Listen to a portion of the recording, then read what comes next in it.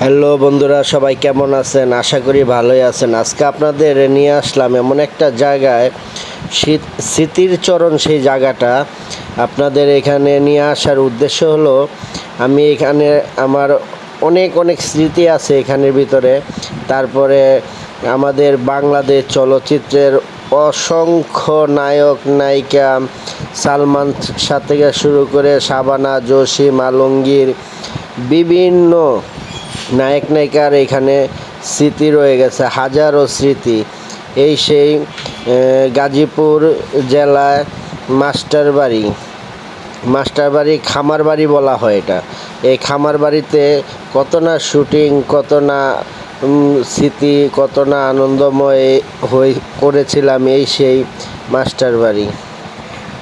আসলে অতীত যে বর্তমান যে অতীত হয়ে যায়, কথাটা আসলে এখন নিজে থেকে বিশ্বাস করি।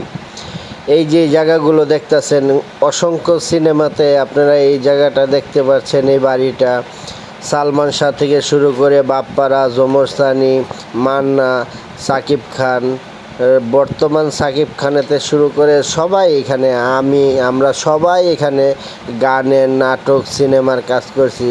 আমার মনে হয় সেদিন চাওয়া থেকে পাওয়া সালমান শাহ এখানে শুটিং করে গেছে। শাবনূরের নাচ নেওয়ালি ছবি থেকে শুরু করে অসংখ্য ছবির কাজ এখানে হয়েছে, এখানে করা হয়েছে। এই সেই লতিফ খামারবাড়ি।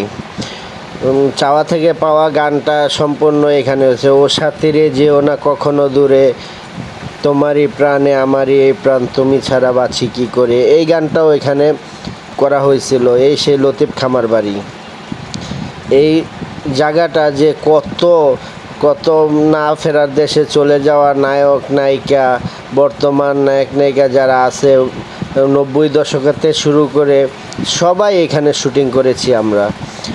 আসলে এই জায়গাটা যে আমাদের এখন শুধুই স্মৃতি, তেমন কাজ হয় না, তেমন এইখানে লাইট, ক্যামেরা, অ্যাকশন কোনো কিছুই চলে না এখানে আগের মতন। আর রমরমা কোনো আনন্দ ফুর্তি কোনো কিছুই এখন আর চলে না।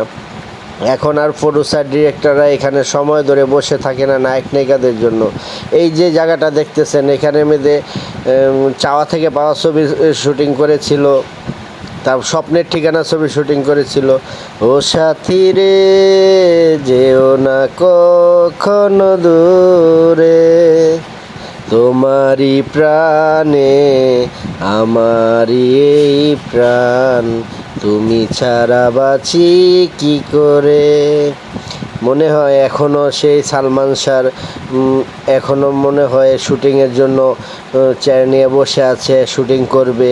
এরকমটা স্মৃতিগুলো এখনও ভোলার মতো না।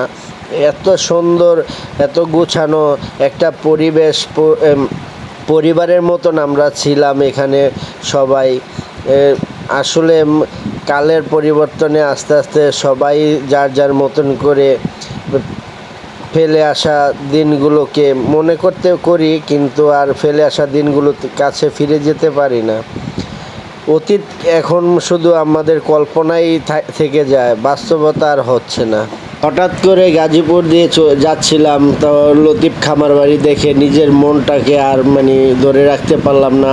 চলে আসলাম সেই পুরনো স্মৃতিময় জায়গা, যেখানে হাজারো কাজ করা হয়েছে, হাজারো চলাফেরা যেখানে হয়েছে, যেখানে দুবলো মাটি ঘর, মেকআপ রুম, ড্রেস রুম, এখানে অসংখ্য অসংখ্য কাজ করা হয়েছে। অসংখ্য নায়ক নায়িকা, অসংখ্য আর্টিস্ট, আমাদের শাবানা ম্যাডামেতে শুরু করে জসিম, বাপ্পারাজ, এগুলো এখন শুধুই স্মৃতি।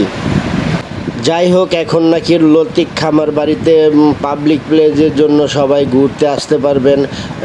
আশা করি এখানে একদিনের জন্য হলেও আসবেন, এসে ঘুরে যাবেন। আপনারাও সেই স্মৃতিগুলোকে কিছুটা হলেও মনে করতে পারবেন। সিনেমার পর্দায় আপনারা যেই ছবি, গান বা যে অভিনয়গুলো দেখেছেন, এখানে আসলে কিছুটা অন্তত মনে করতে পারবেন। আমাদের অমর নায়ক সালমান শাহ স্মৃতিচরণ রয়ে গেছে এই জায়গাগুলোতে।